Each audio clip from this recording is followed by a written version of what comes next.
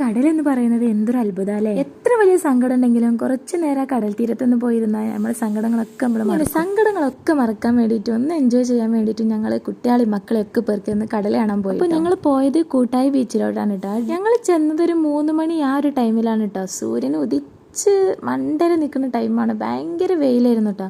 പക്ഷെ തീരത്തേക്ക് എത്തിയപ്പോഴത്തേനും നല്ല തണുപ്പായി. ഇപ്പോൾ ഈ ഒരു ടൈമിൽ ആരും അങ്ങനെ തീരത്തോട്ടൊന്നും ഇറങ്ങിയിട്ടില്ല കേട്ടോ. അതുകൊണ്ട് തന്നെ ഞങ്ങൾ നല്ല ഫ്രീ ആയിട്ട് നല്ലോണം ഓടി കളിച്ചൊക്കെ ചെയ്ത് ഭയങ്കര രസമായിരുന്നു കേട്ടോ.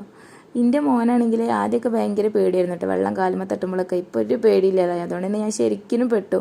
ഓനെ പിടിച്ചിട്ട് കിട്ടുന്നില്ലായിരുന്നു. അമ്മാതിരി ഓട്ടേന് ചെക്കന്. പിന്നെ ഞാൻ കുറച്ചേരം അവിടെ തീരത്തൊക്കെ വന്നിരുന്ന് ഫുഡൊക്കെ കഴിച്ചിട്ടോ.